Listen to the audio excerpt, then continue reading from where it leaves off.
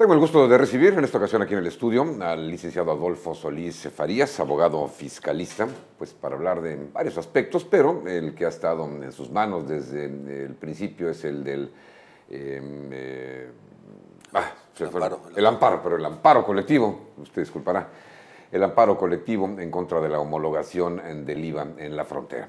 Adolfo, bienvenido, gracias por estar aquí. ¿Cómo estás, Fernando? Me da mucho gusto saludarte. Igualmente.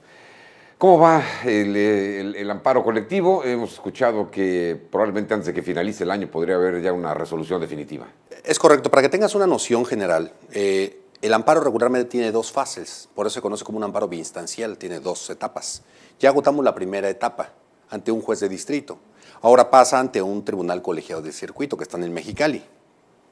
Aquí es donde está radicado. Este tribunal colegiado va a tener varios caminos. Primero, declinar su competencia y decirle a la Corte, ¿sabes qué? El tema es de importancia, atiéndelo tú. Segundo, que asuma jurisdicción. Tercero, que revoque la sentencia y que ordene al juez de primera instancia que estudie el fondo, porque no quiso estudiar el fondo. Hubo una confusión en cuanto al interés jurídico con el interés legítimo. Y a mí me parece en términos jurídicos, en términos técnicos, que no hay tal confusión, sino más bien fue un argumento para no estudiar el fondo, porque resolver el fondo implicaba o echarse en contra a los ciudadanos o echarse en contra al gobierno. Y ante esa circunstancia, una decisión sensata es decir, ¿sabes qué? No acreditas el interés jurídico. Para que tú entiendas la diferencia entre un interés jurídico y uno legítimo, el interés jurídico te reclama que tú demuestres un daño personal y directo, que sea concreto. El interés legítimo no te reclama que de forma individual vayas y demuestres el perjuicio que te causa de forma personal y directa, sino que estés en una posición de desventaja frente a la norma. Siempre he puesto el ejemplo de la homosexualidad. El homosexual, para reclamar un derecho de sexualidad, ¿cómo puede demostrar que es homosexual? No hay una prueba. Entonces, él no puede reclamar bajo un sistema de interés jurídico, sino bajo un sistema de interés legítimo, porque está en una posición de desventaja frente a la norma. En el amparo colectivo era algo muy similar. Atacamos bajo un sistema de interés legítimo. ¿Qué hace la juez? Dice, oye, ¿no me acreditaste el interés jurídico? Sí, pero no pasa nada, porque yo no venía a alegarte bajo un sistema de interés jurídico, sino bajo un sistema de interés legítimo. Entonces, en eso está el debate. Le toca a los tribunales colegiados. A mí me gustaría que asuma jurisdicción el tribunal colegiado que está en Mexicali. ¿Qué debemos entender por asumir jurisdicción? Muchas veces, como no estudió el fondo el juez de primera instancia, su obligación es, si encuentra una violación, pues ordenarle al juez, oye, reanalice el caso, ahora sí estudie el fondo y resuelve lo que en derecho proceda. Pero lo vuelve a poner en una posición de sí te doy la razón o no te doy la razón, y volveríamos a ir al tribunal colegiado y eso aplazaría la resolución. Pero también el colegiado tiene facultades para asumir jurisdicción, decir, ¿sabes qué? El tema es un tema que se puede resolver porque haya decisiones ya de la Suprema Corte, porque haya un criterio de importancia y trascendencia. En general hay criterios con los cuales puede asumir esa jurisdicción y total, entrar al fondo. Desde un principio recuerdo que platicamos, sabías que este amparo colectivo no iba a ser cosa fácil, pero que valía la pena intentarlo. ¿Te has encontrado con lo que esperabas? Sí, por supuesto que nos hemos encontrado con más de lo que esperábamos. Y te voy a decir algo que es bien importante. El amparo no es ganar solo el tema del IVA, no es bájalo o no lo bajes. A mí me parece que el amparo deja un cimiento histórico, porque genera una transición ideológica. ¿Queremos en Tijuana una sociedad que vaya y se manifieste como en el Distrito Federal o como pasa en Oaxaca? ¿O queremos una sociedad evolucionada que haga, a través de un ejercicio constitucional, valer sus derechos? Por las vías legales. Imagínate que todo el país pudiera ejercer sus derechos por los órganos y por las instituciones. Pues no tendríamos un desorden a nivel nacional. Esa es la transición, eso es lo que deja el amparo colectivo. Si en el fondo podemos ganar que se reduzca el impuesto, eso va a ser maravilloso. Si por algún motivo no se ganara, por la cuestión que fuera, el fondo del asunto, deja el cimiento histórico, ese cimiento histórico para transitar. Por eso, si ganamos, no ganamos que le bajen al IVA, ganamos una transición. Si perdemos, no perdemos que se quede el IVA como está. Perdemos evolucionar en esa transición. Por eso es su importancia. Claro. Hay que recordar que, vamos, en este caso, el del amparo colectivo, de triunfar, beneficiaría solamente a aquellas personas que firmaron adheriéndose a este mismo, ¿no? Sí, porque tenemos un sistema de relatividad, que es un sistema un poco anticuado en nuestro sistema jurídico mexicano. Tenemos el principio de relatividad que dice solo aquel que se ampara es el protegido.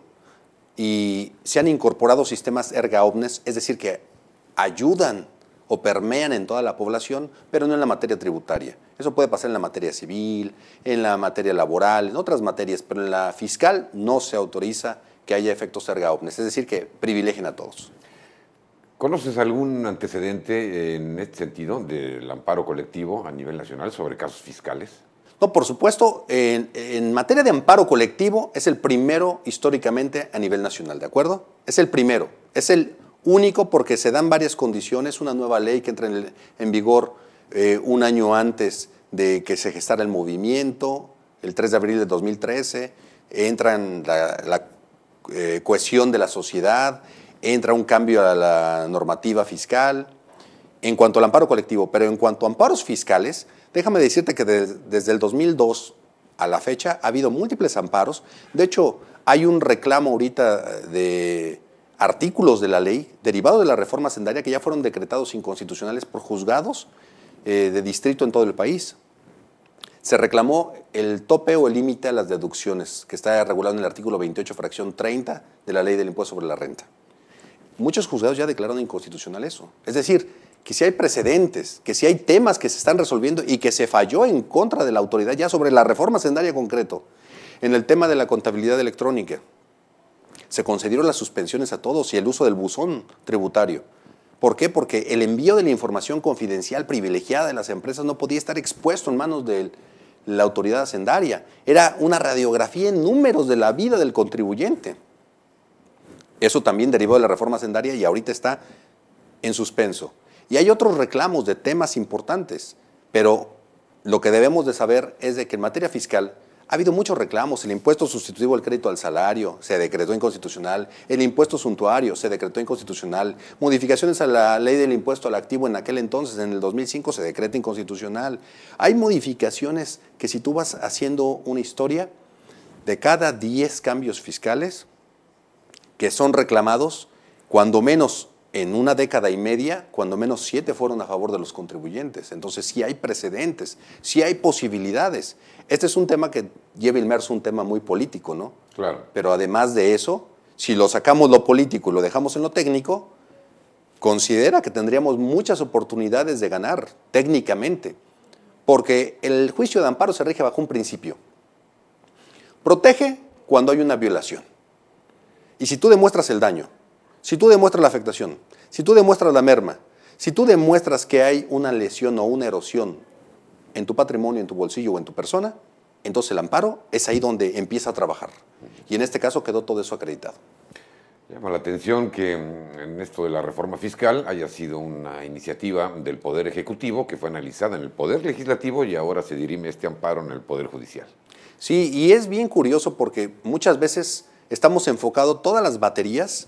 Toda nuestra batería está, vino el secretario de Hacienda y no dijimos nada, nos quedamos callados, sí, que fue una reunión privada y que no, la sociedad no se benefició de ello, y oímos ese serie de reclamos. Pero también el reclamo real es a los legisladores, porque los legisladores son los que finalmente tenían en sus manos aprobarlo o no aprobarlo. Entonces, los reclamos que hagamos en términos pacíficos, en términos técnicos, en términos de crecimiento y de conjunción entre el centro y nosotros, lo tenemos que hacer también a los legisladores, porque no solo el Poder Ejecutivo es el que gesta todo, es el que ejerce la presión, porque materialmente tiene que ejecutar la ley, pero el que de donde emana la ley también es responsable. Déjame decirte rápidamente que hay una teoría del beneficio que es muy complicada. En materia de impuestos, la Suprema Corte también de forma muy grave resolvió un principio conocido como la teoría del beneficio. La teoría del beneficio y la teoría de la configuración juegan de forma muy grave en el ciudadano, porque dice la teoría de la configuración en particular, la del beneficio es, tú debes de aportar dinero sin importarte que te regrese ese dinero a ti. Y la teoría de la configuración del tributo dice, señores, ustedes votaron por esos legisladores, entonces vayan y reclámenle la ley fiscal y los impuestos a los legisladores. No vengan y me los reclamen a mí, Poder Judicial. Sí. Y con eso el Poder Judicial encuentra una forma, bajo el sistema de teoría de la configuración, encuentra una forma de lavarse las manos en casos de esta naturaleza. ¿Ambas teorías aplican en el sistema mexicano? Ambas aplican en el sistema mexicano. De hecho, la teoría de la configuración nace a partir de la acción de inconstitucionalidad sobre el tema del IVA que presentan diputados y senadores.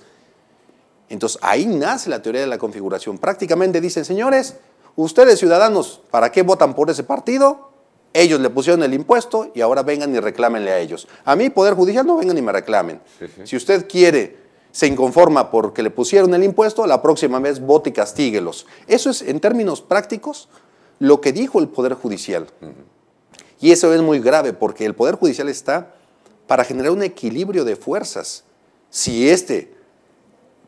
de aquí emana del Poder Legislativo un impuesto inconstitucional, pues para eso está el Poder Judicial, para repararlo.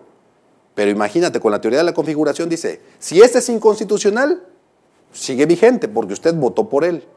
Y yo, Poder Judicial, no puedo meter las manos. Tengo poco margen de intervención, cuando realmente el margen de intervención es superior, porque ese está para tutelar la protección constitucional, no para ver si votaste o no votaste por alguien, si te diseñó un impuesto o no te diseñó un impuesto. Es otra materia. Es un tema diferente. Adolfo, muy interesante lo que nos dejas ver de cómo van las cosas y de lo que está ocurriendo en nuestro país, que no necesariamente son buenas noticias. Pero bueno, esperemos que en el caso del amparo, como dices tú, sin importar si se logra el triunfo en esta lucha, pues siente el precedente que amerita y que pues, le da mucho más valor a la opinión ciudadana, ¿no? Las luchas son precisamente para ejercerlas, para continuarlas y para tratar de transformar a la ciudad. Aquel que abandona una lucha, pues no tiene por qué iniciarla. Nosotros vamos a seguir adelante. Es correcto. Gracias. Es un placer. El placer es mío. Él es el abogado Adolfo Solís Farías. Momento de hacer otra pausa comercial. Regresamos.